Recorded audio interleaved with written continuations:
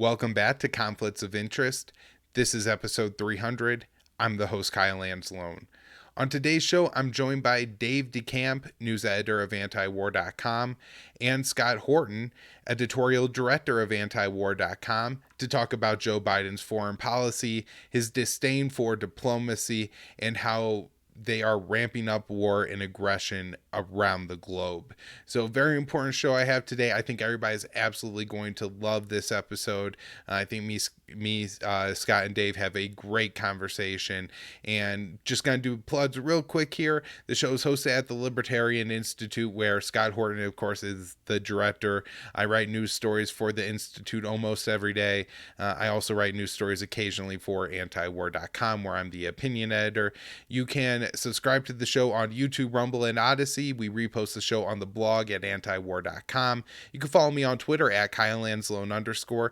Donate to the show at Patreon and Subscribestar. There's also information on where you could donate crypto, all that in the show notes page.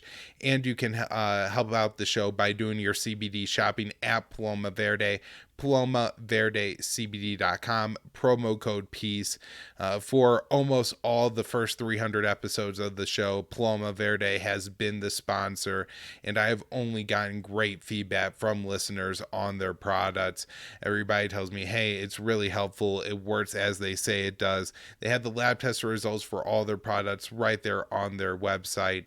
And I mean, I like the sports cream. I get a lot of great feedback on their CBD dog treats. People say it really helps, especially their aging dogs, to get around better. So I want to improve your life, the life of your pet, and help out your favorite podcast. Do your CBD shopping at Paloma Verde, PalomaVerdeCBD.com, promo code PEACE. Here's the interview with Dave and Scott. Hey, Dave. Hey, Scott. Welcome back to Conflicts of Interest. Thanks so much for joining for the 300th episode of the show. Thanks, Kyle. Hey, happy to be here. Congratulations, Kyle. Yeah, Thanks, congrats. guys. I think you were probably, other than Connor and Will, the most frequent guest on the show for the first 300 episodes. So it seems fitting to have you both back on, and got a good chunk of the antiwar.com crew here, which is pretty cool. And we got our fundraiser going on, matching donations right now for anybody who wants to go support. But I want to start off today and ask Scott, because it's been a pretty huge week for you. You got a book out, and you got a new debate out where you get to smash another, I guess, war advocate. I don't know if I really call her a neocon, although she went and wrote a rebuttal in the Bulwark, so it seems, I guess, appropriate for that reason. But Kathy Young tried to come out and make a whole bunch of absurd claims. Maybe my favorite was that Victoria Nuland wasn't planning a coup during her call with Jeffrey Pyatt in 2014, or that somehow Brits is a military alliance equivalent to NATO. But Scott, I was just wondering, what your overall take on, that debate was, and I don't know, just any reflections or anything really important that you have from that debate.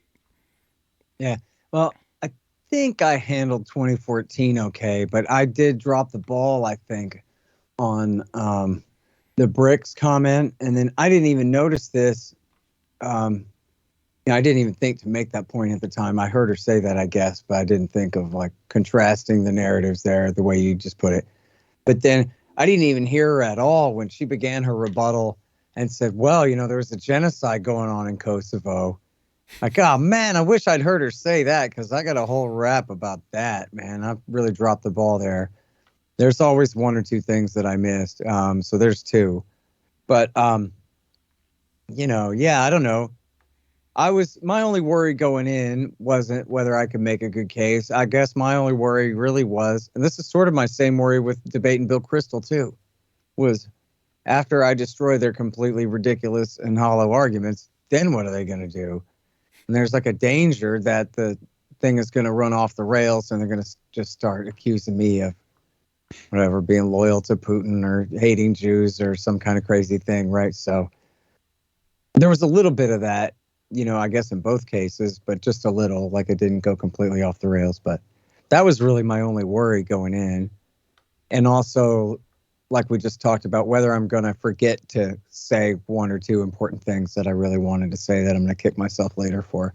So there's a couple like that. But overall, I mean, who could really argue? And she didn't even really argue. You notice in her opening statement, She saves, oh yeah, so yeah, we should intervene, until just a throwaway line at the end. She spent her whole opening statement saying, here's what he's about to say that you shouldn't listen to, and here's why, instead of making her own case. And then, which didn't work, because once I made my own case my own way, then, all her pre-debunkings didn't really hold up to scrutiny, I don't think, too well. But I don't know. I give her credit for showing up and trying. And the entire crowd literally was with me, other than her guest that she brought with her, voted for her and cheered for her at one point. But literally the entire, to a man and woman, everyone else in the crowd was on my side. So I give her credit for at least showing up and trying. But at the same time, I mean, I was really holding my fire too, because it's Gene Epstein and Oxford rules. And it is in person. On the internet, there are some horrible things I would like to say to her that, I guess I just got to let slide. But she's always been horrible. In fact, when Tom Woods tweeted out a thing about her the other day, this Texas libertarian I know named Chris Baker tweeted out, he goes, man, she's always been a traitor to the libertarian movement. And then you know what it was? I swear to God, he posted an article from, I forget if it was October or November of 2001, saying, don't listen to anyone who says that they hate us for our foreign policy, because they hit the towers. And that is just capitalism, not the government. So therefore, that debunks the blowback theory. Yeah, the towers are named Nelson and David Rockefeller, over the guy that wrote the UN Charter and the guy who's the president of the Council on Foreign Relations for 25 years. It has a little bit to do, the guys who, they and their men really built the world empire after World War II. But anyway, yeah, no, that doesn't have anything to do with anything. And also, thank goodness the cops are now going to abolish encryption and read everybody's emails to keep us safe. And she wrote that, and they published that in Reason in, October, November, something like that in 2001, right when, so many of us were saying, oh, thank goodness that we still have antiwar.com, and we still have Jacob Hornberger, we still have Harry Brown, and we still have Ron Paul, and the most important libertarian leaders are telling the truth on this. And, God's sake, supporting the Patriot Act and the abolition of encryption. Anyway. So, and Just Raimondo used to tangle with her over the years, libertarians for World War III. That was at least the subtitle of one of his articles. I forgot, but he used to tangle with her from time to time. People just search her name on antiwar.com. It's always a riot when Justin goes for character assassination. So I think, you asked the question when you introduced this, is she a neocon or what is she? I don't know. As far as I can tell, she's not a libertarian, right? I think she's a liberal in the sense that she's not a socialist. She understands that you need market capitalism and things like that. But otherwise, she's a wokist and a warmonger. I think that just makes her a Democrat, right? Maybe John Bolton. Dave, Yeah. I know you didn't have a chance to watch it yet, but one of the things that she brings up is a point that I've been hearing a lot lately, which is, well, Putin says that he invaded Ukraine to stop NATO expansion, but now Finland and Sweden have joined NATO, and that's more countries than Ukraine, and so look, we got more NATO expansion, so clearly Putin was lying. And, she said that during the debate, so I just wanted to hear Yeah, and your I didn't response to rebut that either. Yeah.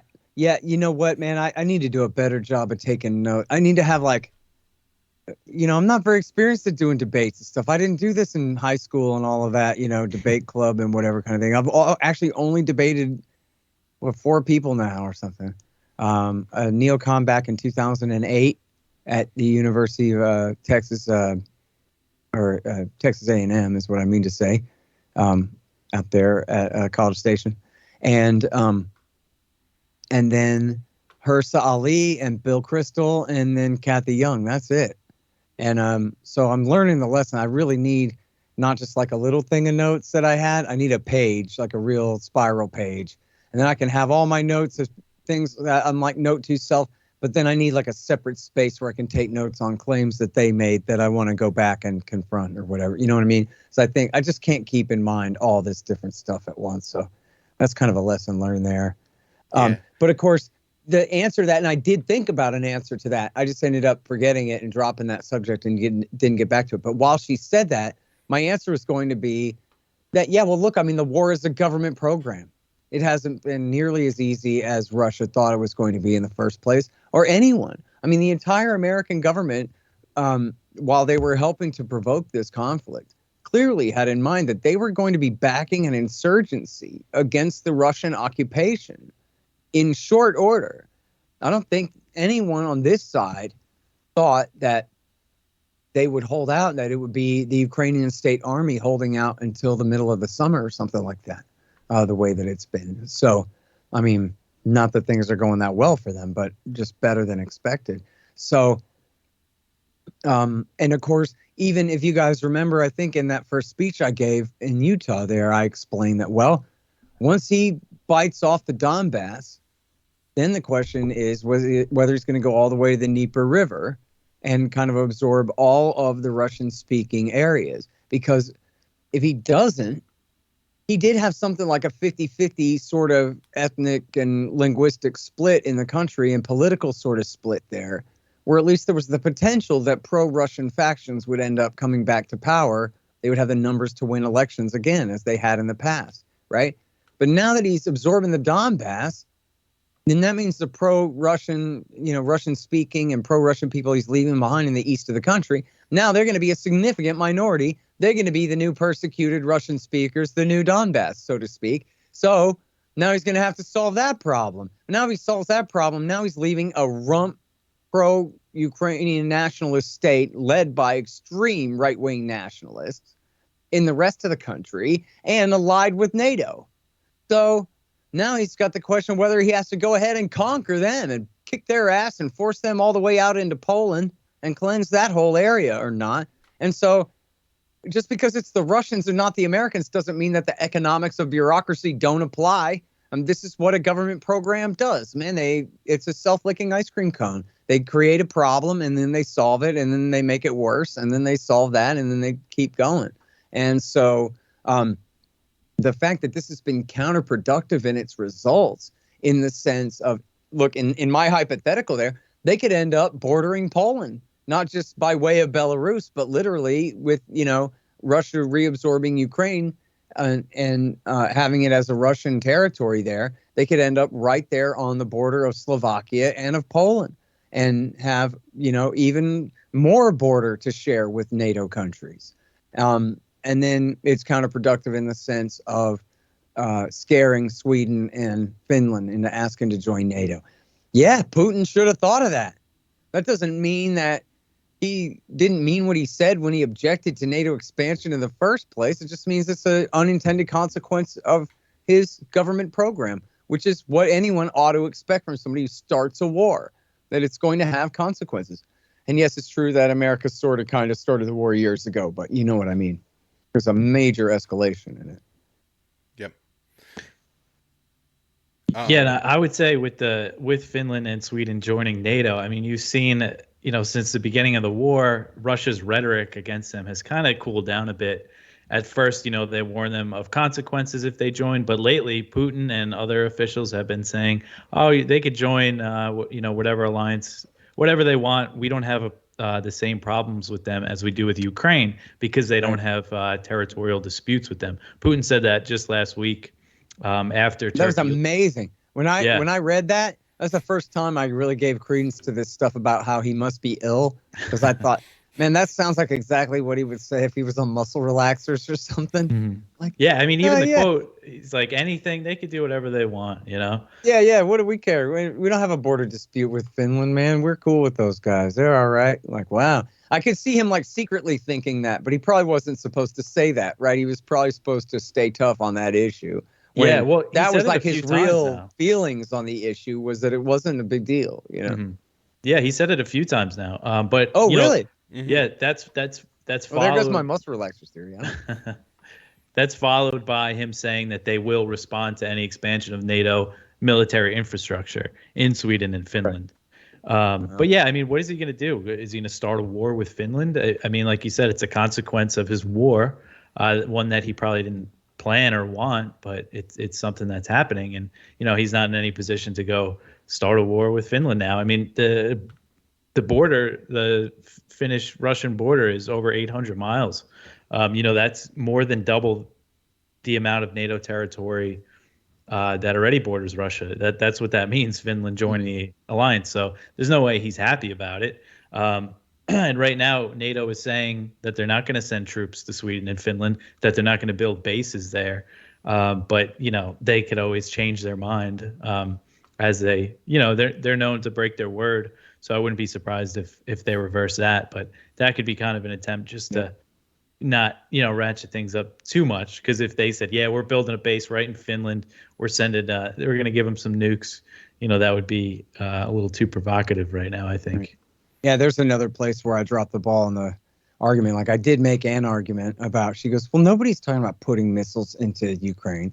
And then I said, yeah, well, they promised in 97 they wouldn't move any military equipment into the East.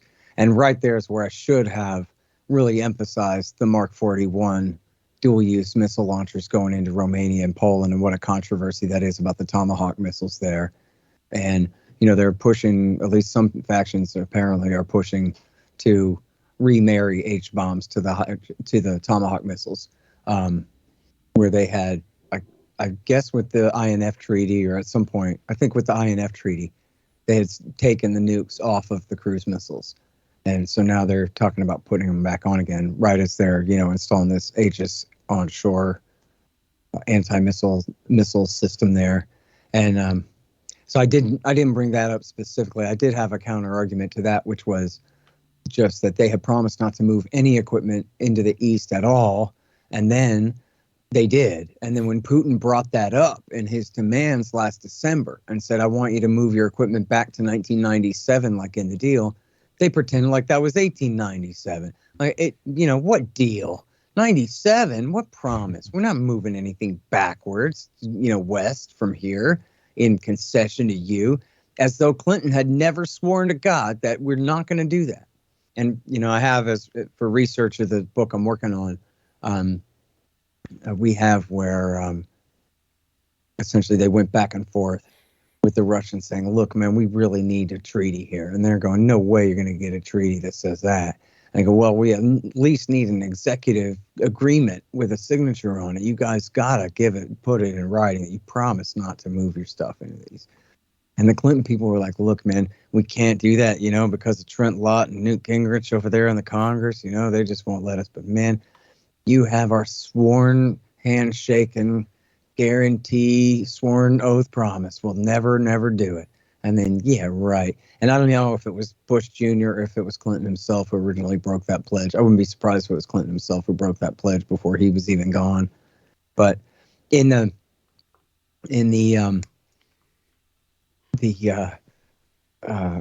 pranksters footage of W. Bush, where they pretended to be Zelensky calling him. Did you guys see that? It was right after the big Freudian slip.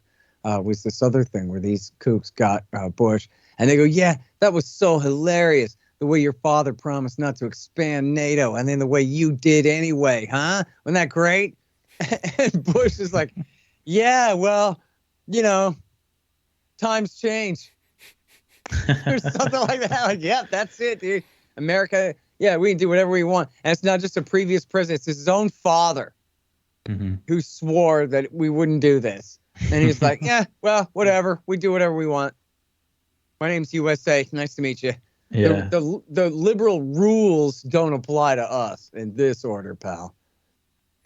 Yeah, and another thing that came out of the Madrid summit last week was the U.S. is finally establishing this permanent base in Poland, which was something in the works for a few years. They said they would call it Fort Trump during the Trump administration to try to get them on board. But that's one thing. I mean, they agreed not to establish a permanent military presence east of Germany. But I mean, they have all these other troops there, and they call it a rotational presence. But they don't have plans to reduce that presence. So it's kind of a loophole anyway. That's just the fact that they have these rotational brigades. But still, I think it's something significant because it signals another shift. Because there could be the Baltic states, Latvia, Lithuania, Estonia. They really want more NATO troops there. They're sending like a few thousand more troops to be stationed in each country, and still rotational. But I wouldn't be surprised if they start building new bases there. So it's going to keep expanding. And that's another thing you could say, that's another consequence of Putin's invasion that could kind of backfired on him. Since he invaded, there's over 100,000 U.S. troops in Europe right now, which is about 20,000 more than normal. So that's another consequence. So, yep. Dave, NATO is saying they want to expand their rapid reaction force to a 300,000 man standing army, which is not going to happen. Yeah, that's a huge number, but still, and it goes to show the direction they're headed anyway.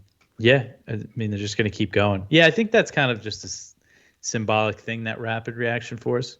Yeah, who knows if they could even make up that 300,000 number?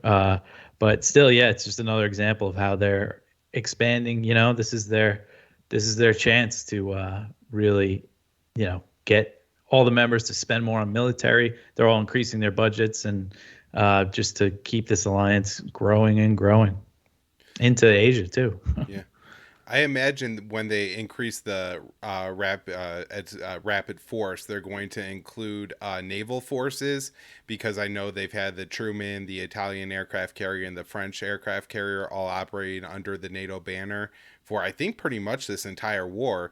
And then the U.S. said they're going to put a sixth destroyer in Spain, and I'm sure put a whole bunch of more ships in. And so that's a lot of people. If you're just trying to count numbers, you could get 100,000 out of that pretty quick. But Dave, I want to ask you a little bit more. Hang on, let me check my map real quick. Spain? What the hell good is that supposed to do other than make some money for some money-making person? Right. So Dave, about the Madrid summit, though, there's a lot going on there, and of course, it's not even just focused on Russia. They are expanding their rhetoric against China, and then on the sidelines, the U.S. had a trilateral meeting with South Korea and Japan that's really upset North Korea, and they're saying that the U.S. is basically creating an Asian NATO to counter North Korea, and they're talking about maybe carrying out nuclear weapons. A test in North Korea again. So a lot going on with the Madrid summit. And I was just worried, does there seem to be any conversation about how far they're going in militarism against all these different countries? There's no effort to roll back the Iran deal, or to bring back the Iran deal. And so Biden's essentially picking a fight with everyone on the planet actively at all times, and increasing and expanding these wars, even while planning. They're talking about this being a long haul war in Ukraine. It would be one thing if they're planning to fund this thing for 6 months, but I'm guessing they're talking 6 years. That's what it sounds like, because we heard Biden at the summit say that they're going to support Ukraine against Russia for as long as it takes. And he even said, when asked about gas prices, that Americans are going to have to deal with them for as long as it takes to help Ukraine win this war. It's pretty much what he said, which, I mean, how long is that? Is that a decade? I mean, we're really talking in years at least here, and possibly in decades. So yeah, there's no sign of de-escalation, of slowing things down. You mentioned North Korea, accusing them of trying to build an Asian NATO, which they definitely are. It's more about China than North Korea. But that is another thing. I mean, they're not really having that much success getting these Southeast Asian countries to agree to kind of join the U.S. side, because they're right in the middle. If you look at a map, China's the regional power, and then they have the U.S., this global power.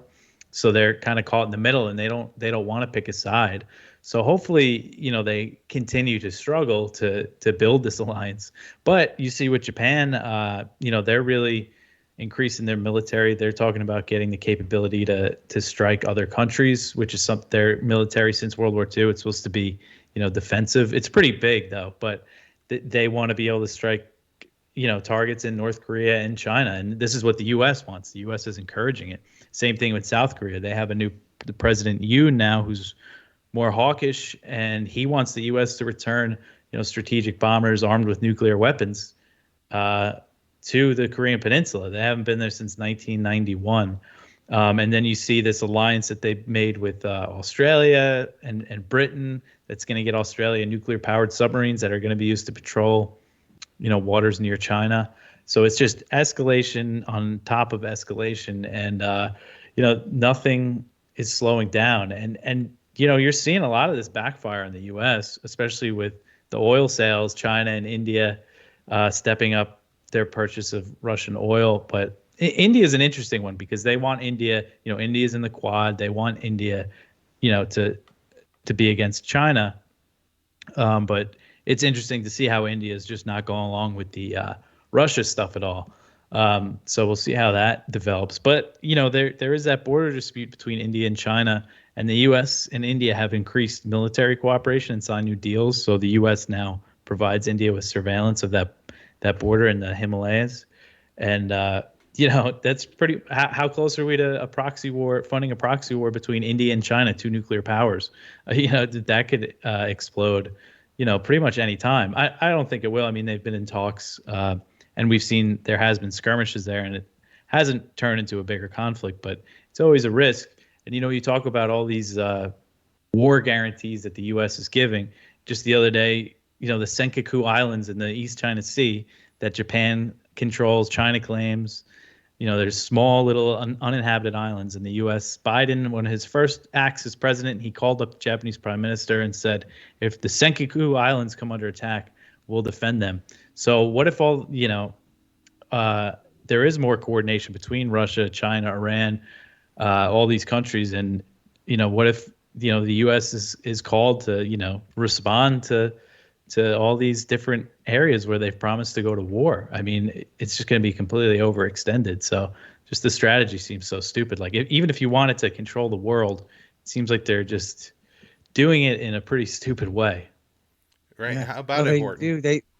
Their premise is that, look, wherever we promise to back somebody up, then no one will ever dare do anything. And so we're just extending our security umbrella. And it's just peace. Welcome to our, Borg collective. You'll be assimilated, but you'll like it. It'll be great. And no one would think of challenging it. But then, so they doesn't seem to me like too many plan Bs for if it's challenged. You're really willing to lose half your Navy to the bottom of the Pacific Ocean in a fight over Taiwan? And then China gets it anyway? And maybe you lose Honolulu and LA and maybe more than that. Or, and look, it does make sense from the point of view of a State Department official who's going to hold that job for 4 years. Let's just bluff really loudly and tell the Chinese, you better not, I will go to war with you. And that'll hold them for at least as long as I'm here. And then, we'll kick the can down the road and just hope that'll hold them. And if they ever call our bluff, geez, I hope somebody figures out what to do then. I guess it just seems insane, right? So Biden is out there saying, well, we just have to suffer with higher gas prices because of Putin's war. And rather than saying to the American people, well, we just have to suffer with the Ayatollah and get back into Obama's Iran deal because of Putin's war. But there seems to be no interest in ratcheting down pressure anywhere. Even in Venezuela, where there have been some degree of talks, they really haven't done anything with it. And so it seems almost unbelievable that they really think that they could take on everybody at once, and that they must have some idea that they have to scale back against someone here, right? Or no?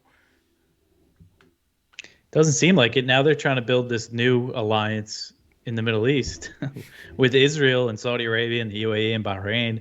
I mean, Biden said a few times, everybody thinks that this trip is about pushing the Saudis to increase their oil output. But he said in his mumbled, way that it's mostly about Israel. It's about Israel's, defenses, as he calls it. And what it really is about building up a new NATO-style alliance. That's what Israeli officials have said they want.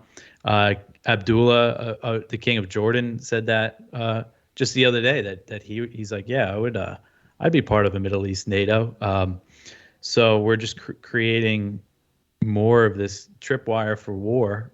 So that because of that, I mean, you can tell by the way the Iran talks have been going. It doesn't seem like they have any interest in reviving that deal, and they're just dragging them out.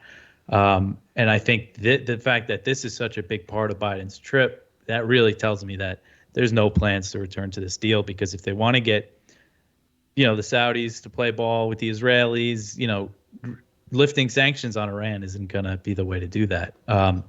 Unless, there were some talks between Saudi Arabia and Iran going on over the past year, unless they're actually serious about that rapprochement, or if that was just because they saw that the U.S. was like leaving the region, because the U.S. pulled some Patriot missiles out of Saudi Arabia and stuff when Biden first came in. But yeah, I mean, you see what happens. They step back just a tiny bit. I mean, I hate it because you read a lot of things that say the U.S. has, really stepped back from the Middle East, but we're still in Syria and Iraq and in Yemen and Somalia. So it's not really true, but there was definitely a drawdown, and that drawdown, prompted Iran and Saudi Arabia to start talking. But now, as the U.S. wants to still have control and influence in the region, I guess that's the idea of this alliance and the normalization deals and stuff. Yeah. Yeah, that's the only way to guarantee security. We got to bring them all into a new military alliance. We can't just back off and let them work out their own damn problems. Yeah. We got to take full responsibility for. And of course, I mean, just look at, a little while ago, this would have just completely, confused the hell out of the average American. But where you had the UAE and the Saudis ganging up, I don't know if Bahrain joined them, ganging up on Qatar.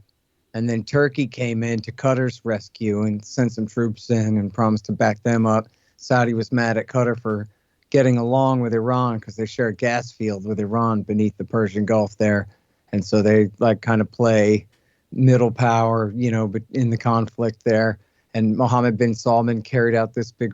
So now what happens if we have an American NATO over there and Saudi and UAE want to pick a fight with Qatar, where Qatar they host CENTCOM, is based out of the Al Udeid Air Base there, where Bahrain hosts the Navy's Fifth Fleet.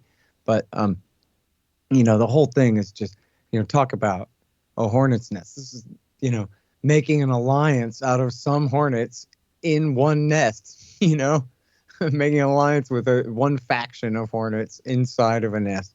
Is completely crazy and will surely lead to a worse war, worse conflict rather than less.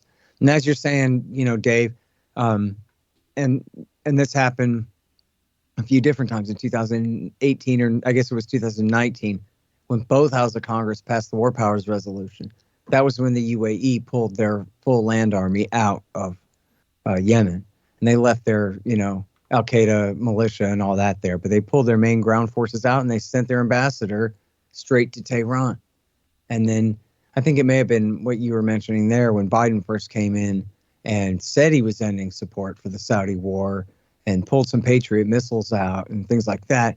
They went and sent, I don't know if it was, exactly the rank of their foreign minister. It was like a deputy foreign minister type that they sent to Baghdad to meet with the Iranians in Iraq to try to get along. So, the idea in D.C., of course, is that the whole world's going to tear itself apart if we're not constantly doing all the work to hold it together. When the reality is, when we're going around giving war guarantees to the likes of Mohammed bin Salman, he's much more likely to get us into a conflict rather than, us preventing one.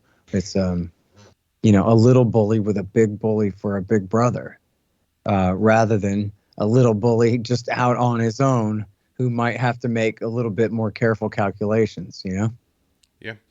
And so, Scott, I wanted to ask you, because this is something that you point out that happened in the Bush administration, where, they ended up in Afghanistan and Iraq and got bogged down, and then they really pushed North Korea, and then North Korea made nuclear weapons, and there wasn't anything the U.S. could do about it.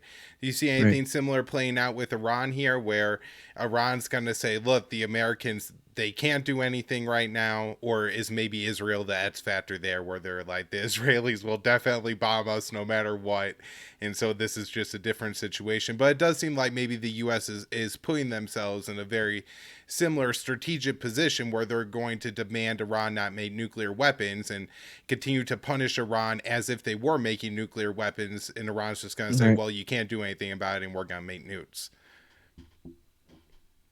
I mean, right now I give that a very low percentage chance that they're just going to change their mind.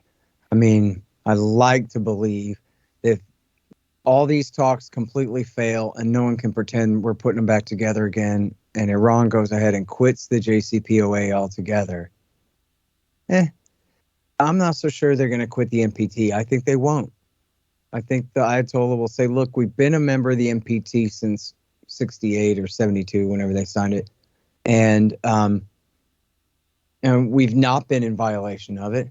And this whole JCPOA was just to make you guys feel better by expanding inspections over our civilian program. So we're still enriching up to electricity grade and maybe some for a medical isotope reactor. Maybe they'll stockpile larger amounts of low enriched uranium in a hardball sort of latent nuclear weapons program kind of a way. But I think it would take a whole other step. I guess, I hope, it would take a whole other step of whole other level of provocation by America to get them to quit the NPT, kick the inspectors out, and go ahead and make atom bombs. Because as you're saying, that Connor Freeman has been pointing out a lot, though, is that now under, I think, Rafael Grossi, the IAEA has been fairly hostile towards Iran and has it been disingenuous in some of their accusations and ways of critiquing Iran. So could that be what pushes them out of the NPT? I mean, could be. And it could be calculated to do that. I quote in my new book, Hotter Than the Sun, Time to Abolish Nuclear Weapons. There's an interview in here with Dr. Gordon Prather. And at the end of the interview, I included in the interview back then, and it's here, the whole block quote of a clip from John Bolton on the phone with AIPAC after he was no longer Undersecretary of State for National Security Affairs, or I forgot what was his last job under Bush. I think he was on the National Security Council at some point after the State Department. But anyway, after he left the W. Bush government, he was on a conference call with AIPAC where he explains that he was disappointed that all of his provocations against Iran had not led to them withdrawing from the NPT and kicking out the inspectors, which implied in brackets there is, and try to begin making nukes, which he concludes would have been more beneficial to us. And this is what we wanted to see. This was the purpose of his provocations, was to make the Ayatollah say, fine, I give up. I can't deal with you people. You won't be dealt with, so screw you. The Americans only understand one thing for us. That's what he's trying to get the Ayatollah to say. And I think the Ayatollah was smart enough to say, I see what's going on here. They're trying to get me to get exasperated and give up and kick the inspectors out and start making nukes. But the Ayatollah doesn't want nukes. And, look, Gareth Porter, I interviewed Gareth about this in the book. Unfortunately, it's a really short interview. But he wrote this great piece for foreignpolicy.com. If you get stuck behind the paywall, just put that link in archive.is and you can read the whole thing. It's called When the Ayatollah Said No to Nukes. And it's about how in the 1980s, the mean old Ayatollah, Khomeini, was approached by the IRGC and said, Saddam Hussein is, they said, Saddam Hussein is attacking us with chemical weapons, not just our troops in the field, but now he's attacking our cities with them. And we want to hit him back. And we've actually got some chemicals. We haven't mixed them yet, but we've got some chemicals. And with your permission, Supreme Leader, we're going to hit that bastard where it counts.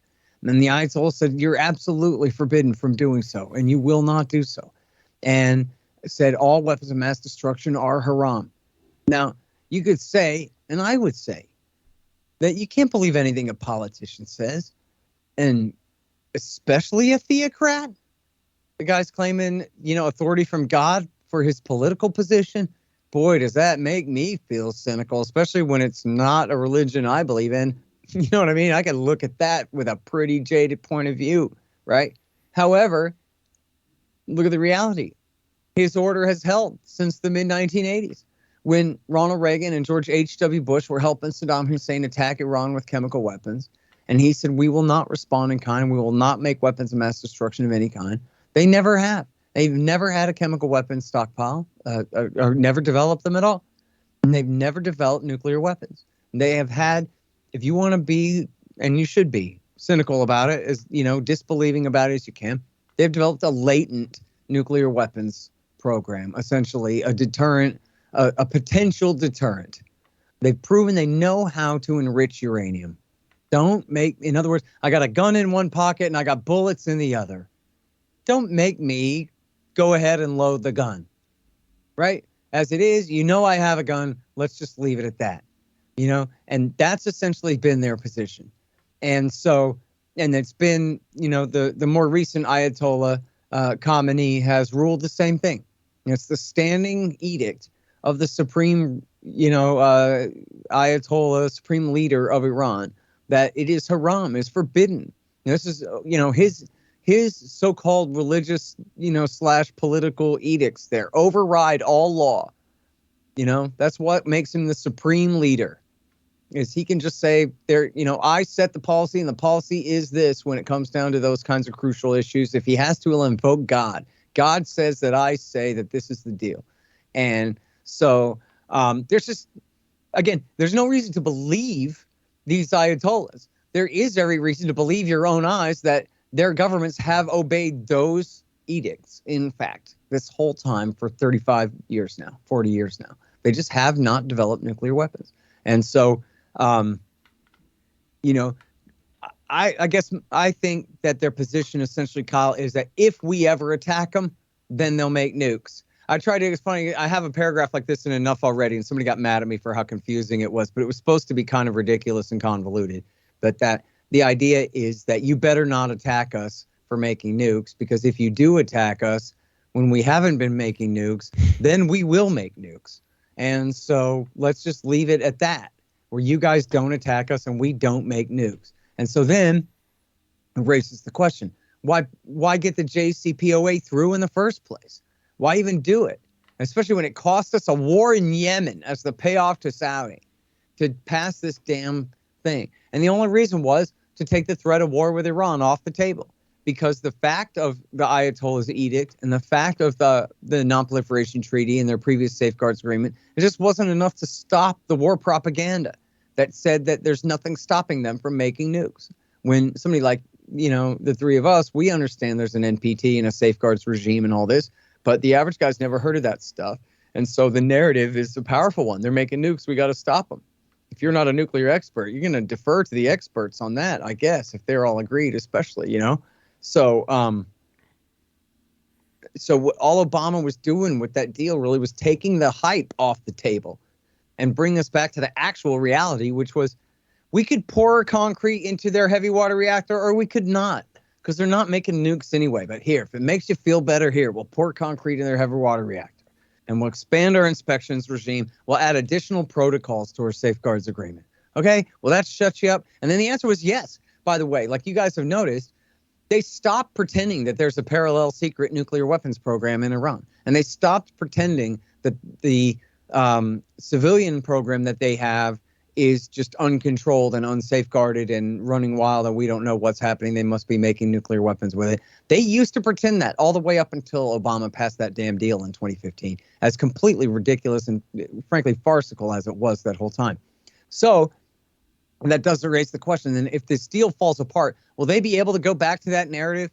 Or is there any way that the Ayatollah can shout from the rooftops that, like, look, I don't give a damn. We're still within the NPT. We're not kicking the IAEA out. We're just unsigning the additional protocols. That's all. I mean, as part of the deal, they swore forever to never get nukes. And so that's permanent anyway. And they were happy to do that. In fact, I got really mad at Rand Paul at the time because he said, the deal doesn't even stop the Ayatollah from getting nukes. What a terrible deal.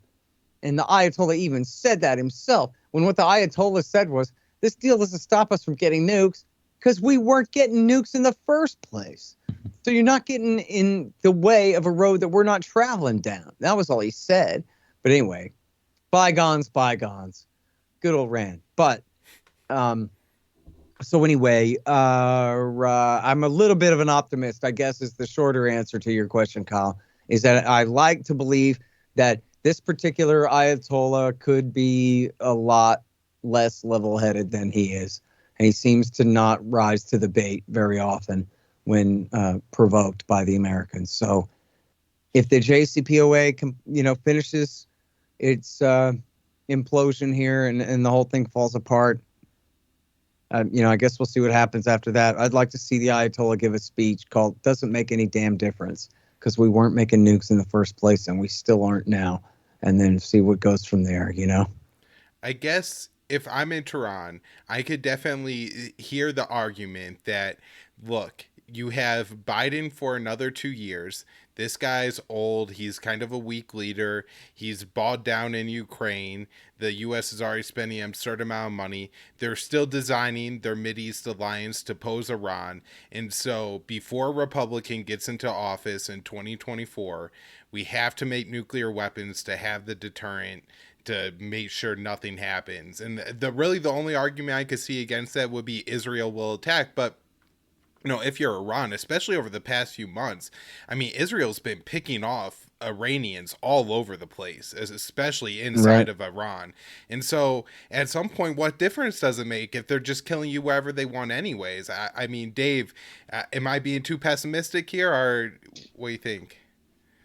I mean, like Scott said, they know that if they really start to develop nuclear weapons, that they're probably going to get attacked. Now, Israel isn't really capable of launching like a major bombing campaign in Iran. From what I understand, their fighter jets, their bombers can't, fly to Iran and back without stopping to refuel somewhere in the Gulf. Which they are working on an alliance with these countries, so that might not be a problem soon enough. But they also kind of lack the bunker busting bombs that they need to take out the underground facilities. And I mean, that would be the question. Would the U.S., attack Iran for Israel, really? And right now, I could see that there's definitely an argument that they wouldn't now, as they're bogged down supporting Ukraine. But I still think that I would be surprised if they actually go to make nukes, and you could see, because they're really trying right now, the Iranians, to revive the deal. They dropped the demand to have the IRGC labeled, the Islamic Revolutionary Guard Corps. The Trump administration designated them as a foreign terrorist organization, and Iran initially, that was part of their demands to revive the JCPOA, was to have that designation lifted, which is pretty reasonable because it's a pretty sweeping designation. And now anybody that was ever in the IRGC, that was conscripted, that wasn't even in a combat role, is sanctioned by the U.S. There was a report in the Associated Press recently that was saying, Iranian Americans, their family can't come visit because 20 years ago he was a clerk for the IRGC or something. So I would say, that the Biden administration line is that they're not going to lift any sanctions that are non-nuclear related or that don't give Iran the economic benefits that the deal was supposed to give them. But all these sanctions that Trump put on were put in place, after pulling out of the deal to, punish Iran for whatever. And at the end of the administration, they threw all these sanctions on Iran. And the whole point, which is what they said, what Elliot Abrams said, was to prevent the next administration from rejoining the deal. And they did that. They did a pretty good job of it. But so just to see Iran kind of make these big concessions, that tells me that I don't think they have any plans to build a bomb anytime soon. Now, could they be pushed there eventually? Yeah, it's definitely possible, but right now they seem to be making a real effort, and I think it's a good opportunity for them. So you have France is saying that, we should lift sanctions on Iran, we should lift sanctions on Venezuela to get their oil back on the market. It makes a lot of sense right now, and I think you could convince Americans that, we could just lift these sanctions on Iran. They're not that bad. It'll make your gas prices go down. Same thing with Venezuela, but we're not seeing them do that, and I think that's just really shows how stupid Biden is and how he has no courage or political will to do any of this stuff that he said he was going to do. Yeah. Well, that is the thing, Scott, is it seems like maybe the most consistent part of Biden's foreign policy is just a complete unwillingness to engage in diplomacy with anyone. There's been, a minor rollback of the Trump restrictions on Cuba, and then they lifted sanctions on about 3 Venezuelans, and that's the entirety of Biden's diplomatic efforts. Everything else has been completely militaristic. It's unbelievable. Yeah, and look, I mean, I can't really read everybody else's mind. My thumb is not on the pulse of America, as Bill Hicks would have said. But I think, wasn't it just the most obvious thing in the world, like to your mama and everybody, that as soon as the war started in Ukraine, that we should have sent all of our best diplomats to try to find a way to stop the fighting, no matter what, and figure out something else other than this fighting. I mean, we're talking about a war with Russia, right on Russia's border, a proxy war with our friends, if not allies, this Ukrainian regime, that we're up to our eyeballs in this. We've been arming this government and all this. It's a proxy war from the beginning. Putin's threatening nuclear war against the West if we intervene from the very beginning. And we're not sending all of our best men to Geneva to settle this immediately? Is that not what every single person in this country thought? That like, well, I mean, the jets are taking off on their way to Switzerland now to go and try to negotiate a ceasefire or something, right? But then that just hasn't happened. And our Secretary of State hasn't spoken to Sergei Lavrov since February the 15th. And, someone showed me a report. It might have been one of you two. I'm sorry. Somebody showed me where Blinken is going to some meeting with G7 or something. G20 in Indonesia. Yeah, that G20, was Joseph Solis-Mullen, by the way, who's been doing some really great writing. Give him a absolutely. Yeah, thank you for reminding me of that, Kyle. Yeah. It was he who pointed out that they're going to be at the same place, but Blinken is letting it be known up front that he will not meet with Sergei Lavrov. I mean, to me, it's like a scene from The Simpsons where like the whole town grabs torches and pitchforks and Mo Sislak leads the mob to go and do something horrible. Like, what are you doing? How is it that we don't have like a general strike and we don't have 300 million Americans now all descending on DC with one message, which is you better end this war now. You better figure out a way to bring this war to a ceasefire and a negotiated conclusion rather than a victory for anybody, whatever it is. Draw the line wherever it is, call timeout, end this war. This could lead to a nuclear war. And that's not just some hyperbole. This could lead to a nuclear war. And as long as I'm on that, John Mearsheimer was on the NewsHour on PBS a few weeks ago. And he was up there against Evelyn Farkas, a hawk from the Obama government. And they agree on the premises of the syllogism here. Step one, the Russians have said they never use nukes unless maybe their regime was threatened.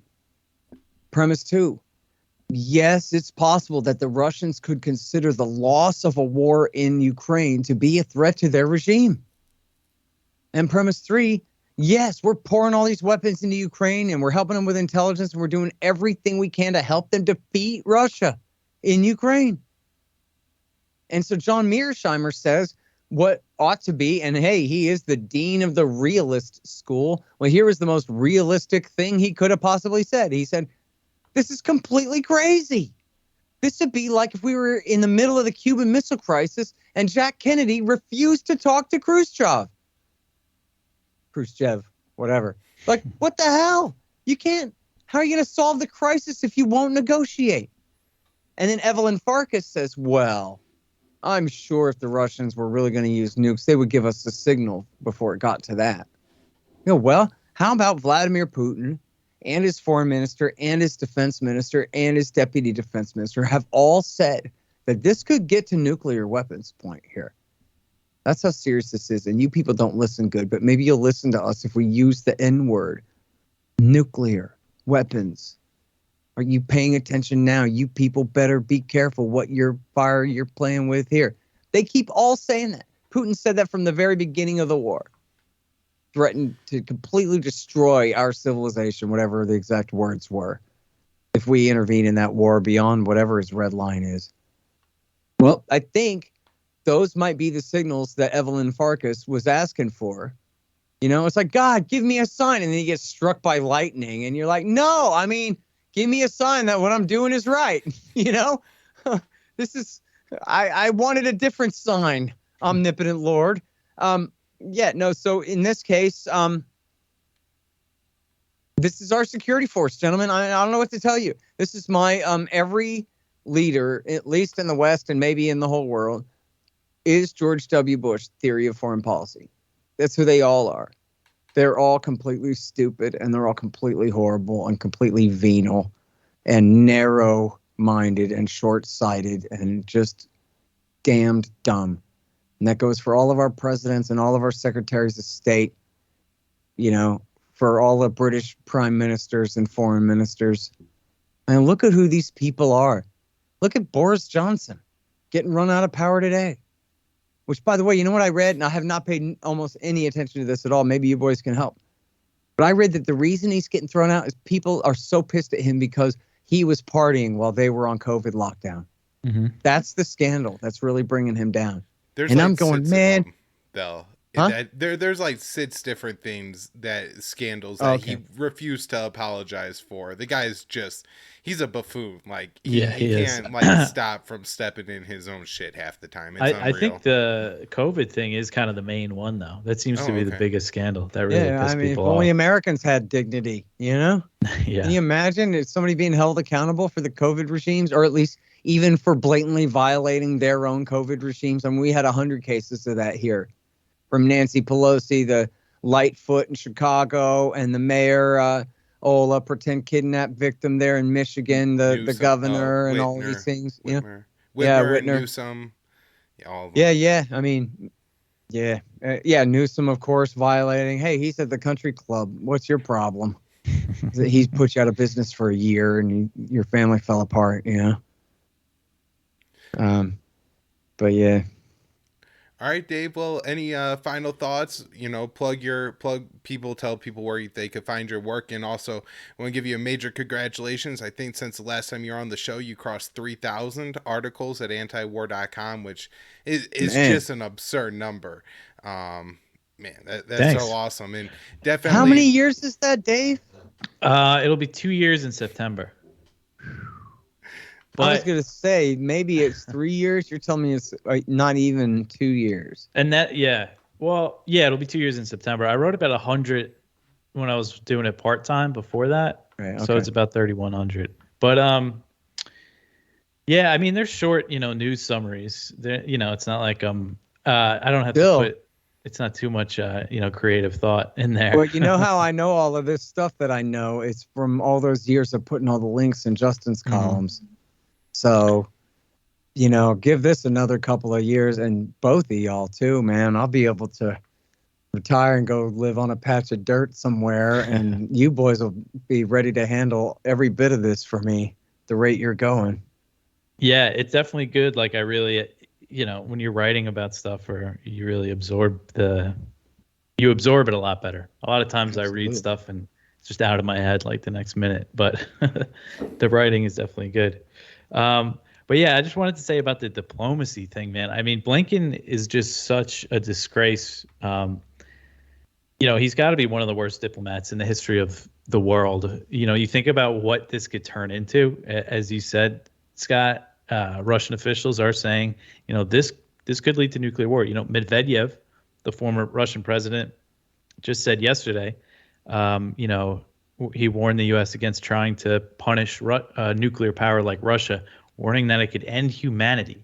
And this is a guy, he's on the Russian Security Council. He's pretty close to Putin. He's somebody, what he says is I think a lot of the times, representative of what Putin is thinking.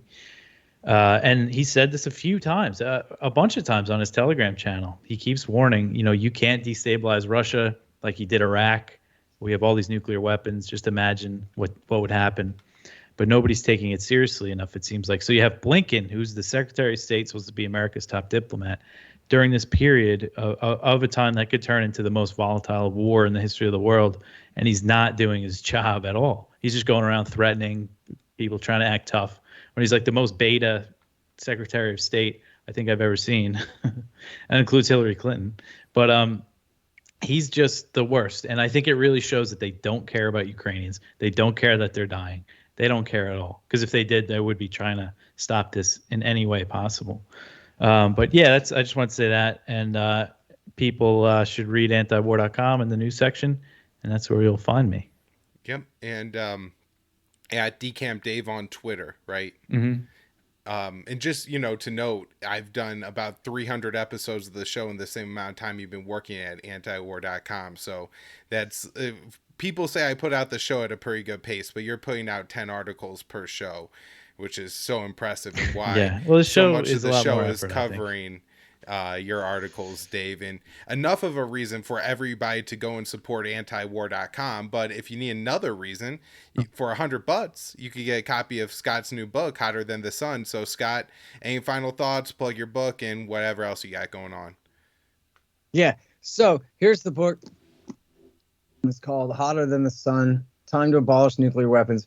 It's actually 43 interviews, interview transcripts, all about different aspects of nuclear weapons. But you know how I like to sum up things in my subtitles. So Time to End the War in Afghanistan or End the War on Terror. They're actually not really arguments for ending the wars. They're just, my histories of those wars, kind of, you know what I mean? So this is really all about nukes. But what's the bottom line? The bottom line is we should do without these things, man. But I'll tell you, for a book of transcripts, I think it's really good. And, when I was reading it over, I'm thinking, yeah, man, people really are going to like this. There's so much in there. And I do admit that I probably interrupt and talk too much in there, too.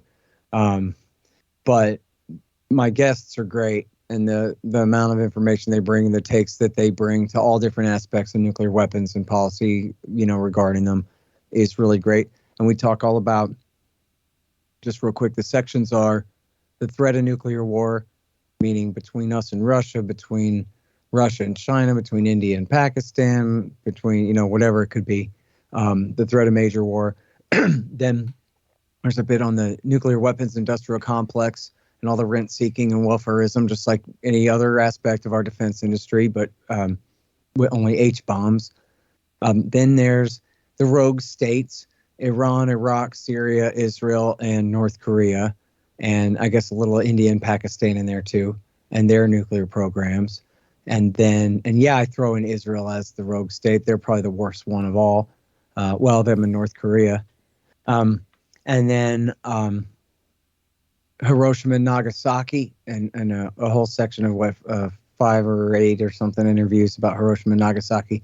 And then at the end is the activists who are working to get the new treaties passed to ban nuclear weapons, and Elizabeth McAllister, the Catholic nun who breaks into naval facilities and bangs on nuclear warheads with hammers and pours blood all over them and stuff like that, and goes to prison. Spent half her life in prison for protesting nuclear weapons, stuff like that. So it's really killer. And so it could have been called, Scott interviews people all about nuclear weapons, because it really is all about them, not just why to abolish them. But and it's 440 pages, so that either makes it awesome or it's a total deal killer. People got to decide. But I'm proud of the thing. I hope people like it. And yeah, if you donate to antiwar.com, $100 or more, you get a copy of the book. Sorry, they're not signed. I just sent a wholesale box or two straight to antiwar.com to get out for this fund drive here. So future fund drives will get them signed for you. And also, I should elaborate too. We should tell everybody, Kyle, that we're all going to be, me and the boys, except for Dave, are all going to be at Freedom Fest in Las Vegas. That's July 13th through 16th or 17th, something like that. And so me and Kyle and Patrick McFarlane and Connor Freeman, and is Will Porter coming too? I forgot. Keith Knight is. But Will Porter's not. Okay. So, so we got Kyle and me from antiwar.com, and then we got me and everybody else.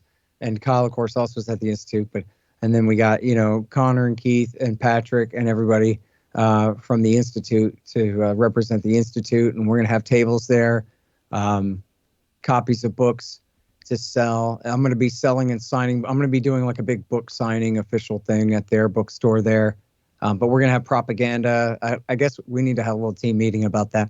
Come up with some propaganda to give away and stuff like that. I think I have banners here for antiwar.com and the Institute. I should double check that, but I'm pretty sure that's what I have over there in the corner. And then we're doing panels.